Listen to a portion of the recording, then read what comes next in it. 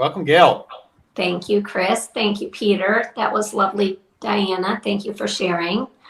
I would like to start out by thanking Chris and Peter for helping me to write a book. Without the two of them and Productive Accidents, I still might be just posting a daily newsletter. So I am incredibly grateful to the two of them.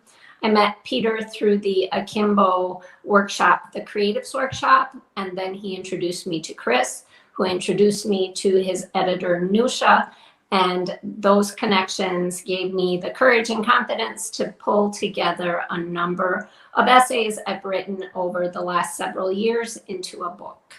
And it is called Wandering Words, Walk from A to Z.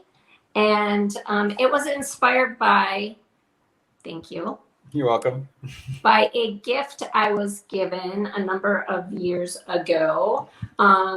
Called the ABCs of Life. Okay, I'm having trouble getting it straight. No, it's good. We can see it. Each chapter is titled like the plaque. So accept differences, be kind, count your blessings. There's a story for each one of them. And I feel very gifted to have had a life with being a stay-at-home mom, lots of time out in nature with my dog and my child, and these are stories from my life and my observations. So basically, I tend to be more quiet, and this was a place for me to take everything that was going in my head and put it someplace where someday maybe somebody would find it. Like Chris, I lost my mother when I was young, and I think maybe one of the driving forces was that I did not know her well. And I have a 20-year-old son now. He's not really necessarily driving on my stories, but maybe someday he will look back and he was like, oh, that was my mom. So how this book might be relevant to a reader, in my opinion, is we all see different things as we go through life. Yesterday, I went with my husband. He ran a half marathon. And as we were walking into the venue, it was just amazing what he was picking up on as compared to what I was seeing. Like I was noticing the scenery and the things that, and he was Iron Man, and whether or not they looked like they were a good athlete. And so as a very curious person, what I am exploring through my writing is these different perspectives and how we connect to one another and how we can really learn a lot from each other and build each other up. So as far as the process, as I already mentioned, I did a lot of this writing years ago. And then in 2019, I participated in the Creatives Workshop. And so in 2020, after meeting Chris and Nusha, the editor, I was able to pull the stories together and self-publish by using a platform called Vellum, which takes all of your Word document and you can format it beautifully and then upload to different platforms like Kindle, Barnes & Noble, Nook, and you can also set for a print version.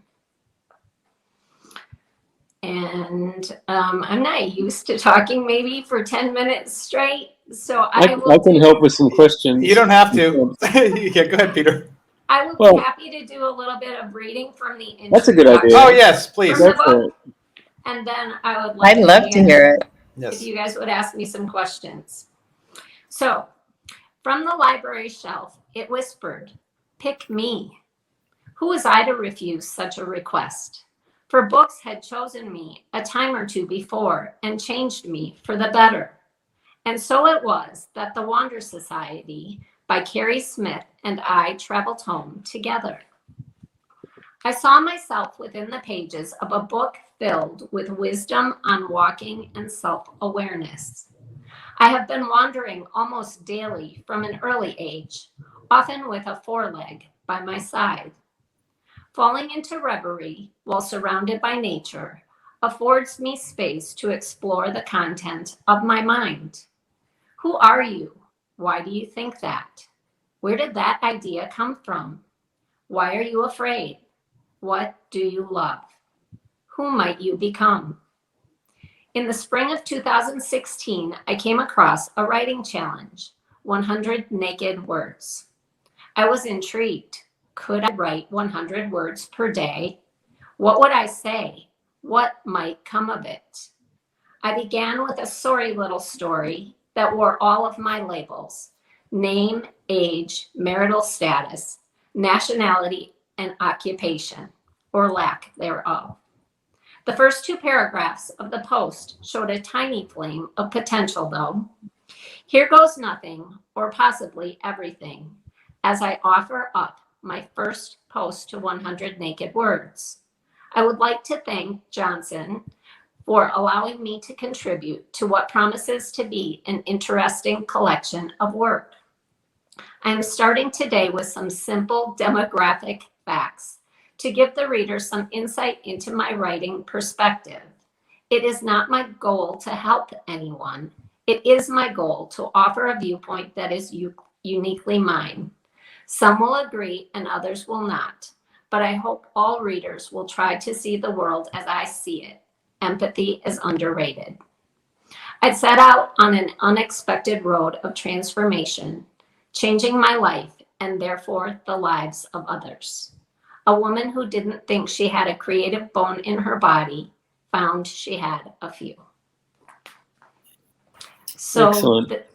Beautiful. thank you. The journey from, I never thought that I would be a writer. I started this little challenge of writing 100 words per day, and it has been life-changing. So you never know, once you open yourself to something new, what productive accidents might come your way.